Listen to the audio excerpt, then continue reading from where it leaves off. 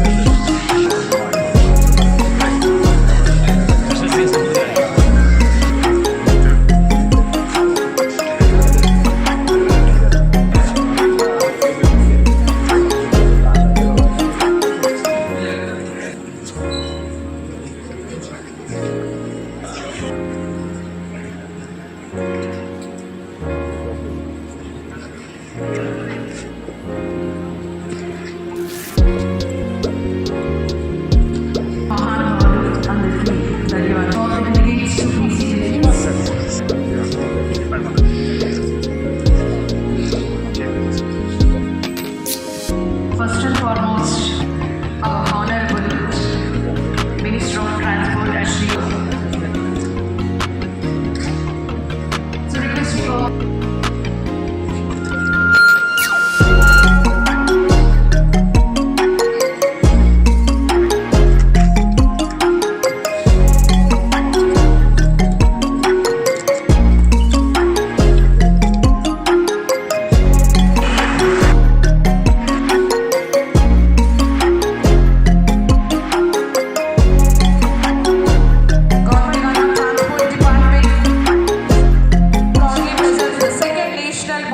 Summit 2026 accelerated.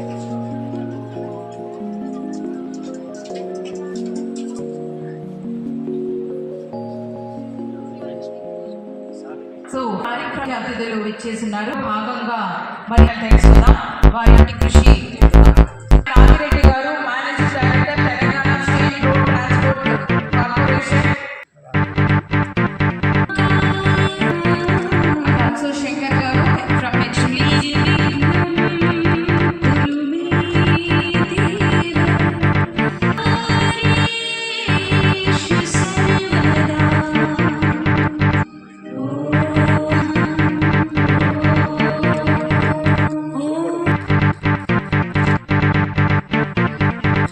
సలహాలు సూచనలు కూడా పాటించాలని అనుకుంటూ సో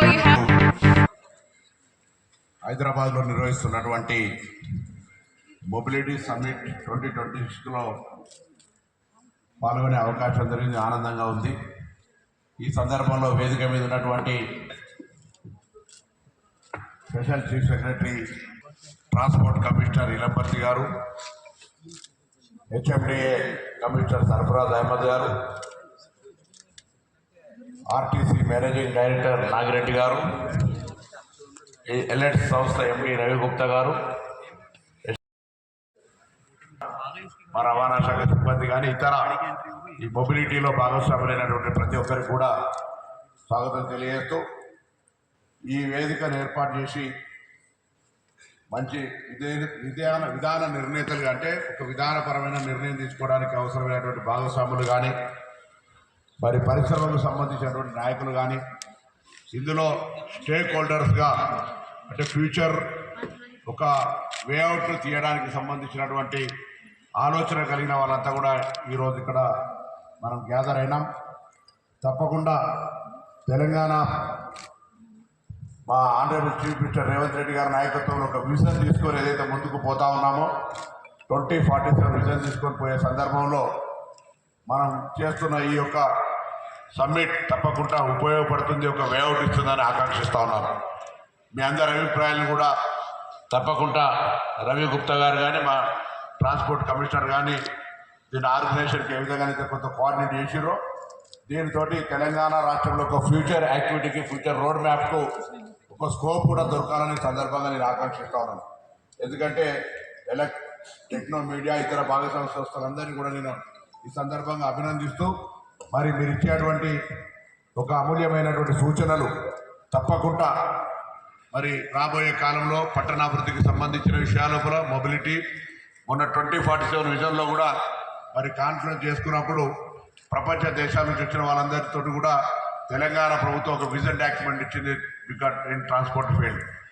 100% ట్రాన్స్పోర్టేషన్లో 70% ఈ పబ్లిక్ ట్రాన్స్పోర్ట్ సిస్టమ్ మీద ఉండాలనేటువంటి ఆలోచనతో భాగంగా ప్రధానమంత్రి గారు నివసించే ప్రాంతంలో కూడా మరి అక్కడ ఉన్నటువంటి పొల్యూషన్ రేట్ను చూస్తూ చాలామంది ఇబ్బందికర పడే పరిస్థితులలో హైదరాబాద్ తెలంగాణ ప్రభుత్వం ముందుగానే కొంత జాగ్రత్తగా మొత్తం ఈవీ పాలసీ తీసుకొచ్చి 2026 వరకు కంప్లీట్గా ట్యాక్స్ ఎగ్జెంప్షన్ రిజిస్ట్రేషన్ ఎగ్జెంప్షన్ ఇచ్చి దాదాపు ఇప్పటికి ఒక 1000 కోట్లు తెలంగాణ ప్రభుత్వానికి ఆర్థికంగా నష్టం వచ్చినప్పటికీ కూడా దాదాపు 1,55,000 వాహనాలను అమ్మే విధంగా పర్సెంటేజ్ రేషియోను దేశంలో అన్ని రాష్ట్రాల కంటే వేగంగా అభివృద్ధి అయ్యే ఈవీ వెహికల్స్కి సంబంధించినటువంటి రాష్ట్రంగా మనం తీసుకొని పోతా ఉన్నాం.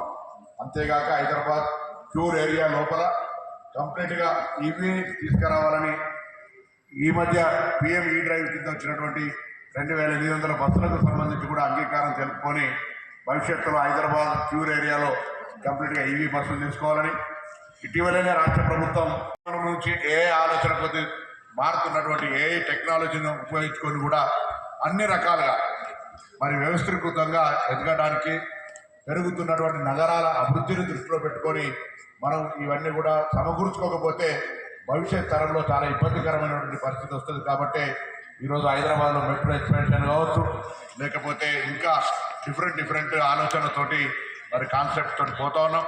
తప్పకుండా కనెక్టివిటీని పెంచడానికి కూడా ఈ మధ్య మరి కొత్త కాలం హైదరాబాద్ చాలా వేగంగా అభివృద్ధి చెందుతున్న మహానగరాల్లో హైదరాబాద్ కూడా ఒకటి. మొత్తంగా ఇప్పుడు కోర్ అర్బన్ రీజన్గా చేసిన తర్వాత మౌలిక సదుపాయాలు కలిగజేసే విషయం లోపల మన మొబిలిటీ అనేటువంటి ఒక ప్రధానం అభివృద్ధికైనా మొబిలిటీ ఈజ్ రిక్వైర్మెంట్.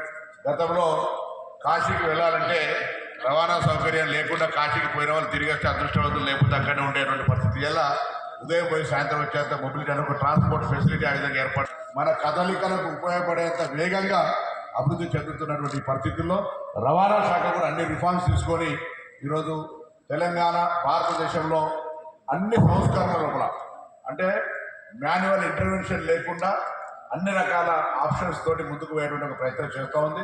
డిపార్ట్మెంట్ అంతా కూడా ఒక రిఫార్మ్స్ తీసుకునే విధంగా ముందుకు పోయే సందర్భంలో మరి ప్రిన్సిపల్ సెక్రటరీ కావచ్చు, లేకపోతే హెచ్ఎండిఏ మరి కమిషనర్ గారు కావచ్చు, మా ఆర్టీసీ ఎండీ కావచ్చు, మా ట్రాన్స్పోర్ట్ కమిషనర్ వారికి ఒక ఇన్స్ట్రుమెంట్గా ఉండి ముందుకు పోతున్నటువంటి సందర్భంలో మరొకసారి మీ అందరినీ కూడా నేను వేదిక అనుకుంటున్నటువంటి సందర్భం లోపల మరి మనం భారతదేశ రవాణా వ్యవస్థలకే ఒక మార్గం, ఒక డిక్షనరీ. ఎందుకంటే సెకండ్ సెషన్ ఇది. తప్పకుండా భవిష్యత్తులో జరిగేటువంటి ఏ సెషన్లోనైనా హైదరాబాద్ చూసుకునేటువంటి ఒక డిక్లరేషన్ అనేటువంటిది ఎప్పుడు కూడా ఒక ఎగ్జాంపుల్గా మారాలని నేను ఈ సందర్భంగా కోరుతాను. మీ అందరి యొక్క మంచి ఒపీనియన్స్ ఇవ్వండి. మనం ఒక